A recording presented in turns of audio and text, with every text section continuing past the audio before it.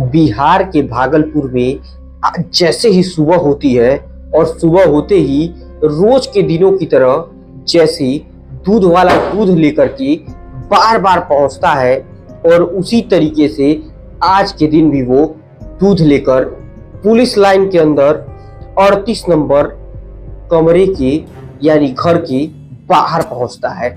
जैसे ही बाहर पहुंचता है तो अपनी गाड़ी, आजकल दूध वाले मोटरसाइकिल पर हारन बजाते हैं, जिसे सुनने के बाद सारे लोग अपना बाहर सामान लेकर दूध लेने चले आते हैं। आज वो इस क्वार्टर के बाहर बार बार हारन बजाता है, लेकिन कोई दूध लेने अंदर से बाहर नहीं आता है। जब कोई अंदर से बाहर नहीं आता है तो वो सोचता है कि आखिर इस घर में आज हुआ क्या है, आखिर कोई बाहर क्यों नहीं आ रहा है दूध लेने के लिए। तो वो खुद ही चला जाता है घर के अंदर और जैसे ही वो दरवाजे पर जाता है, डोरबेल बजाता है, बावजूद उसके वो दरवाजा नहीं खुलता है। तो वो हल्का सा धक्का जैसे ही देता है तो घर का दरवाजा पूरा खुल जाता है। जैसे ही दरवाजा खुलता है तो सामने वो देखता है कि पूरे कमरे में खून का एक तालाब नुमा बना रहता है और उसी तालाब में कई सारी लाशें रहती हैं। ये देखते ही मानो दूध वाले का ऐसी सांसें ऊपर नीचे होने लगती है जैसे वो हार्ट अटैक से मर जाएगा। और वो चीखता है, चिल्लाता है और चीखते चीखते वो घर से बाहर जैसे निकलता है, तुरंत तत्काल वो पुलिस को इस पूरी बात की जानकारी देता है और आनंद फानंद में पुलिस के बड़े बड़े अफसर इस 38 नंबर क्वार्टर के सामने जुट जाते हैं, जिसमें DIG, SSP, SP city, SP COC, जो सीओसीटी होते हैं, एसएचओ होते हैं, तमाम पुलिस के जितने भी आला अधिकारी होते हैं वो तत्काल प्रभाव से उस जगह पर पहुंच जाते हैं, क्योंकि मामला पुलिस लाइन के अंदर के एक क्वार्टर के था और वो भी एक पुलिसकर्मी के घर का था। नमस्कार दोस्तों, मेरा नाम आर्यन मिश्रा और जुर्म के वर्चस्व की कहानी में आज आपका स्वागत है। और आज दीपावली की बेहद विशेष पर्व जो आज मनाया जा रहा है, उसकी आप सभी दर्शकों को ढेर सारी शुभकामनाएं। और अगर आप चैनल पर नए हैं तो कृपया चैनल को सब्सक्राइब, वीडियो को लाइक और वीडियो को ज्यादा से ज्यादा शेयर कीजिए। और देर न करते हुए सीधे दोस्तों हम फिर कहानी पर ही आते हैं।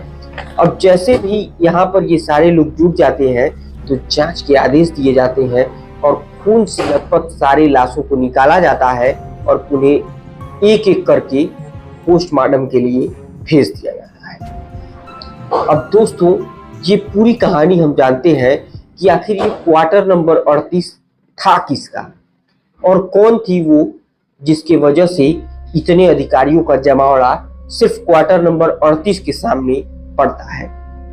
उससे पहले दोस्तों हमें थोड़ा फ्लैशबैक में चलना पड़ेगा और ये जानना पड़ेगा कि कौन था उस पूरे घटनाक्रम का मास्टरमाइंड। तो जी हाँ दोस्तों, ये कहानी शुरू होती है, एक लड़की होती है बक्सर की रहने वाली, जिसका नाम होता है नीतू। और नीतू देखने में इतनी खूबसूरत और हसीन लगती है कि जिसे देखने के बाद शायद एक पल के लिए कोई भी मोहित हो जाए। और नीतू एक बार एक मॉल में एक कपड़ा खरीदने के लिए जाती है। उसी मॉल में एक कपड़ा जहां वो खरीदने के लिए जाती है, वहां एक लड़का काम करता है जिसका नाम पंकज होता है। और पंकज जैसे ही नीतू को देखता है तो मानो उसके दिल की तरंगे उठ पड़ती हैं और दोनों एक दूसरे को देखने लगते हैं। फिर आते जाते कपड़ों की खरीदारी के बीच दोनों का एक दूसरे से बातचीत शुरू होता है और बातचीत प्यार के रूप में बदल जाता है और दोनों अपने मन मर्जी के मुताबिक एक दूसरे से शादी कर लेते हैं। पंकज आरा का रहने वाला था, जबकि ये जो लड़की नीतू होती है ये बक्सर की रहने वाली होती है। दोनों एक दूसरे के साथ अच्छे संबंधों में रहते हैं, कहीं कोई दिक्कत नहीं रहती है, जीवन की गाड़ी बिल्कुल अच्छे तरीके से चलती रहती है, किसी भी प्रकार का कोई दिक्कत किसी को नहीं रहता है। अचानक एक बिहार में वारंट निकलता है, वो भी पुलिस कांस्टेबल का। तो उसमें नीतू ने एक फार्म भर दिया कि चलो किसी बहाने मेरी नौकरी लग जाएगी सरकारी, तो कोई दिक्कत नहीं रहेगी। और नीतू ने फॉर्म भरा, दौड़ बनाया और दौड़ बनाते समय पति ने फुल सपोर्ट किया और किसी तरीके से नीतू की नौकरी इस पुलिस कांस्टेबल में लग जाती है। जैसे ही नीतू की नौकरी पुलिस कांस्टेबल में लग जाती है तो वो ट्रेनिंग लेती है। ट्रेनिंग लेने के बाद उसकी पोस्टिंग भागलपुर लाइन में होती है और वो अपने कर्तव्यों को अच्छे से निर्वहन करती है। यही सब देखते हुए उसे पुलिस एसोसिएशन का कोषा अध्यक्ष बना दिया जाता है। अब सब कुछ ठीक ठाक चल रहा होता है, लेकिन वो कहते हैं ना दोस्तों कि जब भी महिलाएं बाहर जाएंगी तो जाहिर सी बात है वो एक दूसरे से बात करेंगी, उसमें वो पुरुष से भी बात करेंगी, महिला से भी बात करेंगी।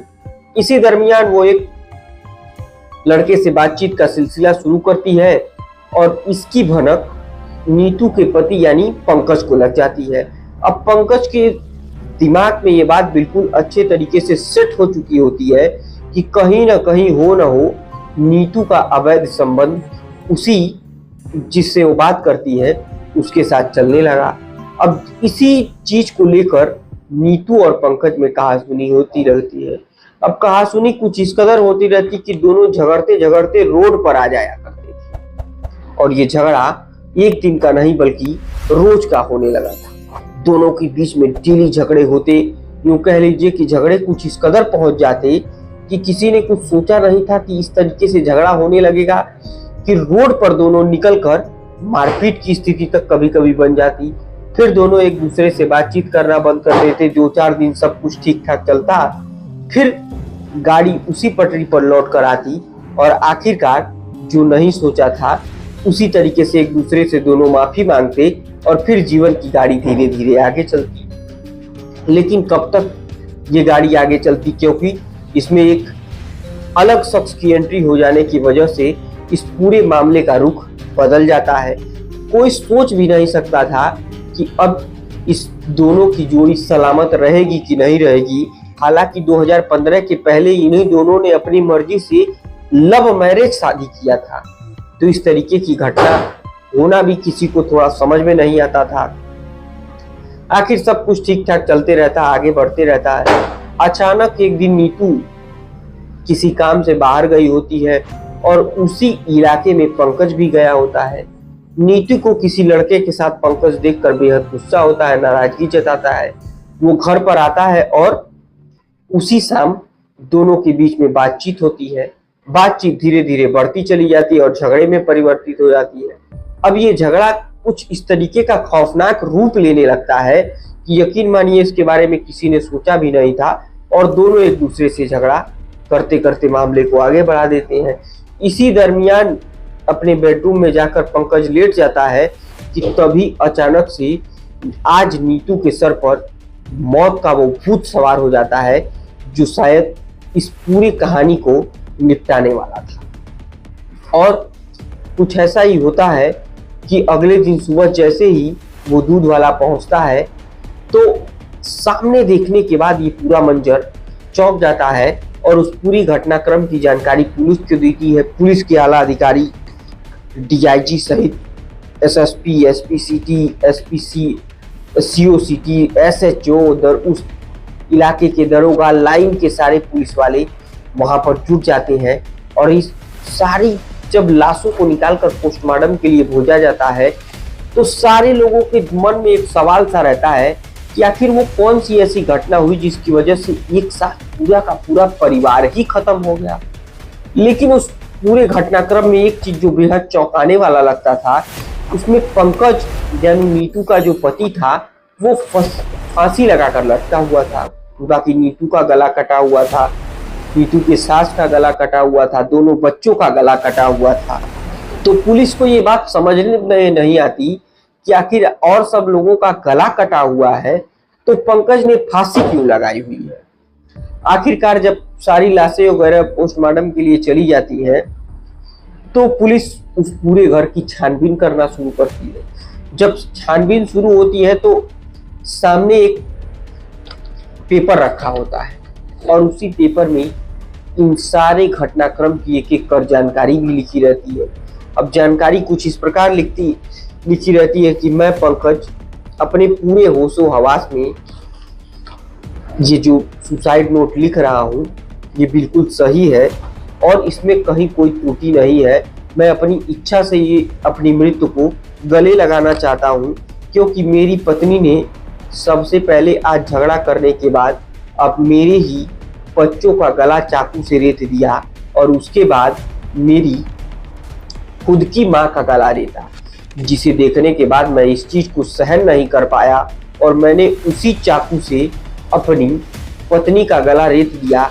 जिसके बाद मैं खुद अपने आप को ख़त्म करना चाहता हूँ कि मुझे कानून से फांसी की सज़ा मिले, उससे पहले मैं खुद अपने जीवन की लीला समाप्त करना चाहता हूँ।